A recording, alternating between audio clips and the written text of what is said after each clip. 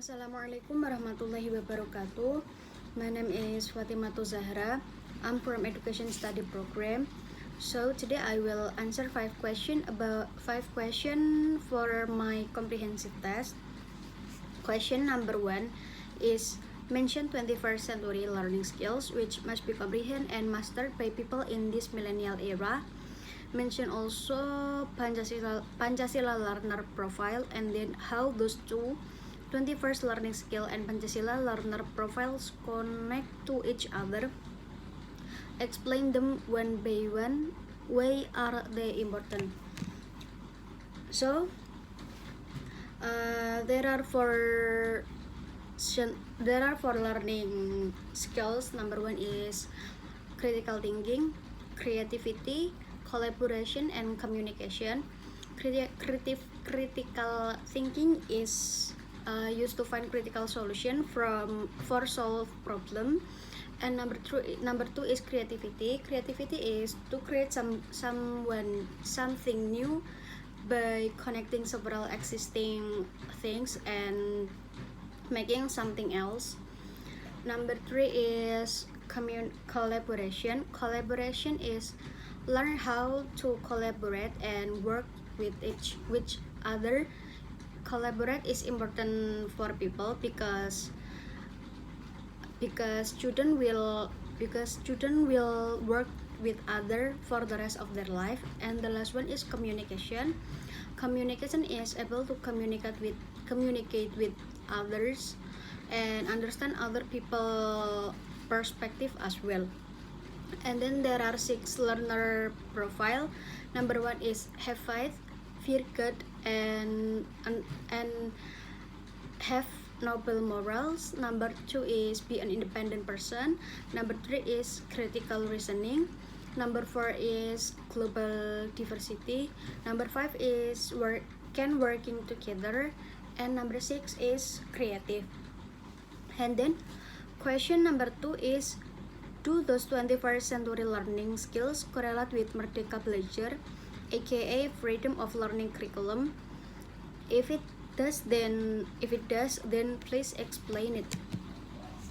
And then the answer is, I think it's yes, because Merdeka Belajar is innovation in Indonesian education, which aim to develop students' learning potential and interest. Also, the curriculum gives students freedom to choose their learning interest. Then question number 3 is, in curriculum Merdeka Belajar or independent learning curriculum, one of suggested education learning model is project-based learning. Can you please explain where is it and how to apply the model or the procedure in the teaching learning classroom? The answer is project-based learning. Project-based learning is not only examines the relationship between theoretical information and practice, but also motivates students to reflect what students learn in learning into a real project and can improve students.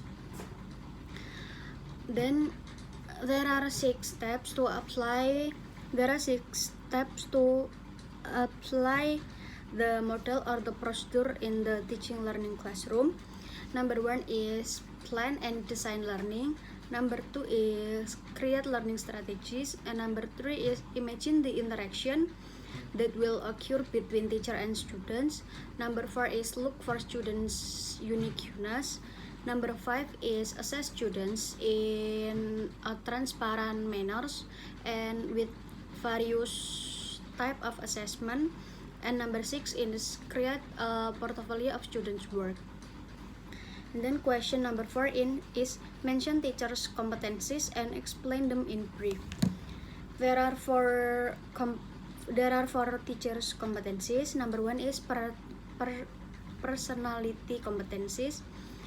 Personality competencies is personal abilities that can be reflect the personality of someone who is mature wise and steady, stable, and can be a good role model for students.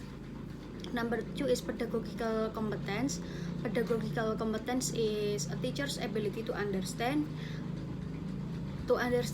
students, design and implement learning, develop students, and also evaluate students' learning outcomes to actualize that potential. And then number 3 is social competencies. Social competencies is the ability processed by a teacher to communicate and socialize with education staff, parents, parents of friends, and the community around the school. And number 4 is professional competence. Professional competence is mastery of learning material more broadly and in depth. Then the last question is mention the purpose of education based on some experts. Mention at least 2, one from overseas and another one from Indonesia. Please reflect the education purpose for your own future life. What's your plan in reaching it in the future, and how do you see yourself in 5 years ahead dealing with the principle of long life education? So number 1 is, according to Confucius, education birth to self-confidence. Self-confidence gives birth to hope, and hope gives birth to peace.